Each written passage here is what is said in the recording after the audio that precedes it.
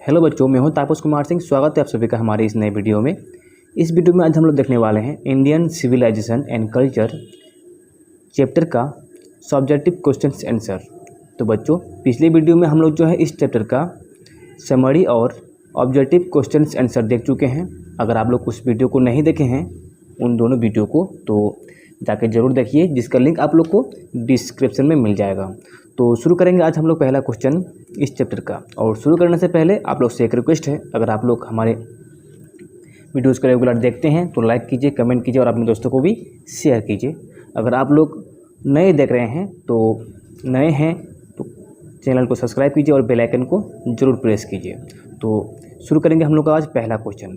तो पहला क्वेश्चन इसमें है, how Indian civilisation is different from European civilisation. कहने का मतलब है कि इंडियन सिविलाइजेशन जो है यूरोपियन सिविलाइजेशन से किस प्रकार भिन्न है। ठीक है, तो आंसर में the Indian civilisation based on restrictions on wants whereas European civilisation is based on infinite multiplicity of human want. देखो, इसको अगर हम लोग शॉर्ट में समझेंगे तो इंडियन सिविलाइजेशन जो है हमारी इच्छाओं को बढ़ावा नहीं देता है। हमें जो आवश्यकता है उसकी आवश्यकताओं को बढ़ावा नहीं देता है, और जो यूरोपियन सिविलाइजेशन है उसमें आवश्यकताओं का उसमें बढ़ावा देता है। उसमें अनंत आवश्यकताओं पर आधारित है एक तरह से। ठीक है, तो हिंदी में हम लोग पढ़ के देख सकते हैं इसका। तो उसको पहले आगे पढ़ते हैं कि the Indian civilisation is based on belief in God whereas the western civilisation is godless. ठीक है, भारतीय सभ्यता जो है वो भगवान पर विश्वास पर आधारित है, मतलब भगवान पर विश्वास करता है। लेकिन जो वेस्टर्न सिविलाइजेशन है वो गॉडलेस है, वो भगवान पर विश्वास नहीं करता है। ठीक है, तो आगे Indian civilisation believes in walking with hands and feet whereas Europeans depends on machine.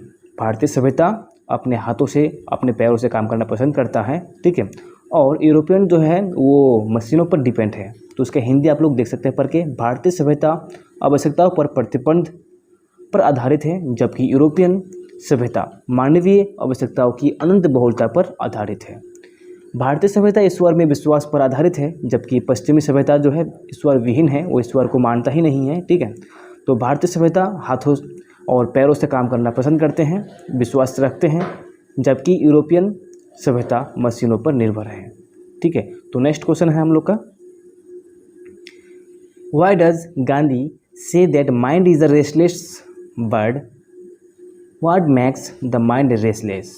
ठीक है, गांधी जी क्यों कहते हैं कि मन एक बेचैन पक्षी है, मन अशांत क्यों होता है। देखो, बेचैन पक्षी का मतलब होता है अशांत मन। ठीक है, देखो उसका आंसर है कि Gandhi ji says that mind is a restless bird because the more it gets the more it wants. मतलब कि मन एक जो है ना अशांत पक्षी की जैसा है, क्योंकि मन जो है हमें जितना मिलता है हम लोग उससे अधिक पाना चाहते हैं। मतलब कि जितना हमारे पास है और भी हम लोग पाना चाहते हैं। ठीक है, and our passions make our mind restless. तो कहता है हमारा जो जुनून है वो हमारे माइंड को रेस्टलेस बनाता है, अशांत बनाता है। पैशंस का हम लोग कह सकते हैं जो शौक़ होता है, हमारी जो इच्छाएं होती हैं। ठीक है, तो हमारी इच्छाएं जो शौक़ होता है यही जो है हमें बेचैन बनाता है, हमारे माइंड को बेचैन बनाता है। तो पूरा हम लोग क्वेश्चन इस तरह से क्वेश्चन का आंसर पढ़ सकते हैं। Gandhi ji says that mind is a restless bird because the more it gets the more it wants and still remains unsatisfied. Okay, तभी जो है मतलब कि ज़्यादा से ज़्यादा पाने का कोशिश करता है और पा भी लेते हैं, फिर भी जो है मन अशांत रहता है। ठीक है, एंड हिंदी हम लोग पढ़ के देख सकते हैं। गांधी जी कहते हैं कि मन एक बेचैन पक्षी है, क्योंकि यह जितना अधिक पाता है उतना अधिक पाना चाहता है, उतना अधिक चाहता है और फिर भी असंतुष्ट रहता है। हमारे जुनून का मतलब इसमें हो सकता है कि शौक़, हमारी इच्छाएं, ठीक है, हमारी आवश्यकताएं जो है दिमाग को बेचैन कर देते हैं।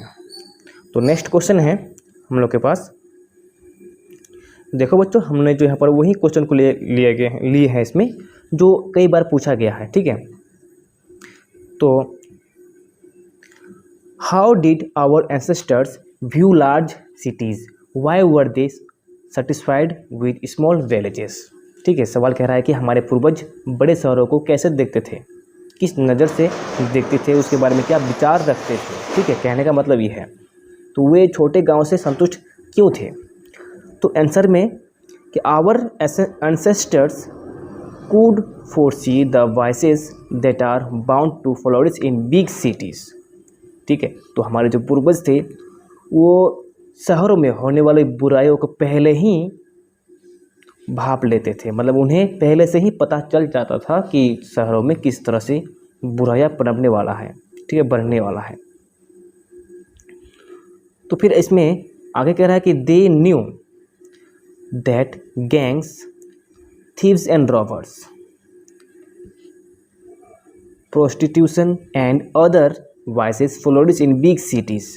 कहता है कि इसमें जो टाउन है, जो शहर है, शहरों में चोरों का, रॉबर्स का, प्रोस्टिट्यूशन का और वाइसेस का जो है गैंग धीरे धीरे पनप रहा है, उसमें बढ़ रहा है। ठीक है,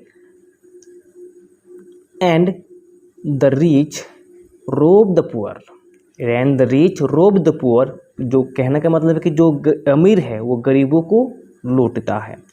therefore they were satisfied with small villages, इसीलिए जो है वे लोग छोटे छोटे गांव में ही संतुष्ट थे। They enjoy true home rule depending on agriculture. ठीक है, वो जो है गांव में आनंद से रहते थे, होम रूल का आनंद लेते थे, क्योंकि यहाँ जो है गांव वाले वो एग्रीकल्चर पर निर्भर रहते हैं। ठीक है, तो उसका पूरा हिंदी हम लोग इसमें समझ सकते हैं कि हमारे पूर्वज बड़े शहरों में पनपने वाले बुराइयों को पहले से ही भांप लेते थे, जान लेते थे।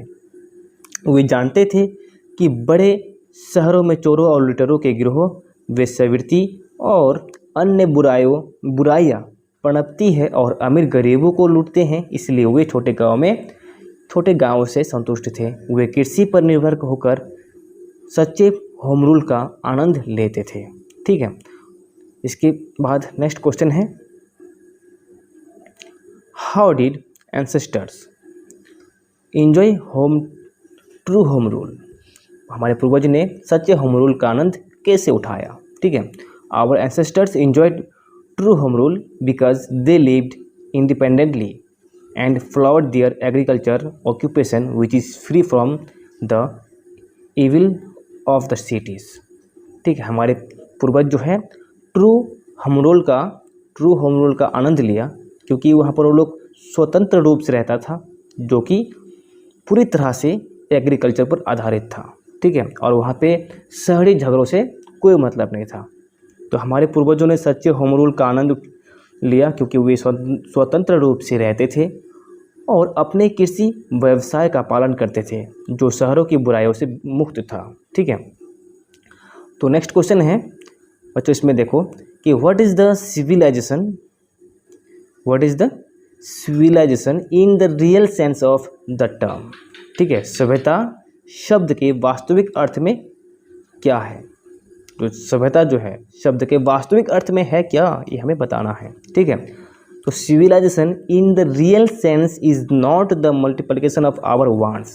ठीक है, सिविलाइजेशन का मतलब ये नहीं है कि वो हमारी जो इच्छाएं हैं, हमारी जो आवश्यकताएं हैं उसको बढ़ावा दी। ठीक है, एंड डिज़ायर, हमारे इच्छाओं को, ठीक है, हमारी आवश्यकताओं को, हमारी इच्छाओं को बढ़ावा दे, ऐसा नहीं है। But it's actually the control of our desire. अगर रियली बात करेंगे तो जो सभ्यता है वो हमारी इच्छाओं को एक तरह से कंट्रोल करता है, नियंत्रण करता है, नियंत्रित करता है। ठीक है, तो हिंदी में हम लोग भी पढ़ के देख सकते हैं, तो सभ्यता वास्तविक अर्थों में हमारी इच्छाओं और चाहतों का गुणन नहीं है, बल्कि यह वास्तव में हमारी इच्छाओं का नियंत्रण है। ठीक है, civilisation in the real sense is not the multiplication of our wants and desire, but it's is actually the control of our desire। okay, the next question is, why is Indian civilization and culture alive? Why is still Indian civilization and culture alive? ठीक है। कहने का मतलब इसमें भारतीय सभ्यता और संस्कृति आज भी जीवित क्यों है, ठीक है। जिस तरह से इसमें भारत जो है इतने सालों तक गुलाम रहा विदेशों का, ठीक है, तो भारतीय सभ्यता ख़त्म हो जाना चाहिए था, लेकिन नहीं हुआ, वो अब तक है। और कैसे है ये हमें यहाँ बताना है। तो Indian civilisation and culture is still alive because Hinduism developed not only with material but spiritual lines. देखो, जो हिंदू धर्म है वो डेवलप तो हुआ है, केवल मटेरियल से नहीं, स्पिरिचुअल से भी हुआ है। मतलब कि सिर्फ भौतिक आधार पर नहीं हुआ है, वो जो है आध्यात्मिक के आधार पर भी विकास हुआ है। और आवर सिविलाइजेशन एंड कल्चर, ठीक है, इसमें एंड होगा, सॉरी छूट गया है, depend upon self denial not upon self indulgence, ठीक है। तो इसमें हम लोग इसका हिंदी पढ़ के देख सकते हैं कि इस भारतीय सभ्यता संस्कृत आज भी जीवित है, ठीक है। भारतीय सभ्यता और संस्कृति आज भी जीवित है क्योंकि हिंदू धर्म न केवल भौतिक बल्कि आध्यात्मिक आधार पर विकास हुआ है। हमारी सभ्यता संस्कृति आत्म त्याग पर निर्भर है, आत्मभोग पर नहीं, ठीक है। इसमें कहने का मतलब है कि हम लोग का जो सभ्यता है वो आत्मा का त्याग करने पर निर्भर है। आत्मभोग मतलब जो मन चाहे वही करने का, वही पूरा करने का, अपना शौक पूरा करने का, इसमें उस पर निर्भर नहीं है। हम लोग पहले ही पढ़ चुके थे पहले वाला क्वेश्चन कि our Indian civilisation and culture is not multiplication of our wants, okay, multiplicity of our wants and desire. तो नेक्स्ट क्वेश्चन है, what according to the author is modern civilisation. देखो इसमें क्या है, what according to the author is modern civilisation. देखो जो modern civilisation है वो लेखक के अनुसार क्या है। इसमें लेखक कौन है, महात्मा गांधी, ठीक है। तो हम लोग इसमें कह सकते हैं कि महात्मा गांधी के अनुसार मॉडर्न सिविलाइजेशन क्या है, आधुनिक सभ्यता क्या है, और what is the distinguished characteristic of modern civilisation. दोनों क्वेश्चन जो है मतलब कि सेम आंसर हम लोग दे सकते हैं। तो इसमें हिंदी में आप क्वेश्चन को अगर समझ में नहीं आया तो हिंदी में पढ़ के देख सकते हैं कि लेखक के अनुसार आधुनिक सभ्यता क्या है या आधुनिक सभ्यता की विशिष्ट विशेषता क्या है। तो अकॉर्डिंग टू गांधी जी मतलब कि ऑथर, ठीक है, वही ऑथर है इसमें। According to Gandhi ji modern civilisation is the worship of materialism and violence and brutally. इसका हिंदी हम लोग अच्छे से समझेंगे। देखो गांधी जी के अनुसार आधुनिक सभ्यता भौतिकवाद, हिंसा और क्रूरता की पूजा है। वर्शिप का मतलब क्या करना है, पूजा करना है। मैटेरियलिज्म का मतलब भौतिकता, ठीक है, और वायलेंस हिंसा, ब्रूटैलिटी जो है क्रूरता का पूजा जो है इसमें आधुनिक सभ्यता में हो रहा है, ठीक है। तो नेक्स्ट क्वेश्चन है, what was the great lesson that India had to teach the West. ठीक है, भारत के पास ऐसा कौन सा पाठ था जो इंडियन लोग जो है वेस्ट को सिखा सकता था बट नहीं सिखाया। देखो भारत को पश्चिम को मतलब भारत में पश्चिम को कौन सा पाठ महान पाठ सबक सिखाना था। देखो सबक सिखाना था, इसमें जो है ना हिंदी में ये मिस्टेक हो गया है, ठीक है। तो हम लोग इसमें अब देखेंगे इसका मतलब क्या है कि भारत के पास ऐसा कौन सा महान लेसन था, महान पाठ था जो हम वेस्ट को सिखा सकते थे, वेस्टर्न के लोगों को सिखा सकते थे, ठीक है। तो इसका आंसर है India had valuable lesson. India के पास बहुत ही महान पाठ था to teach the waste in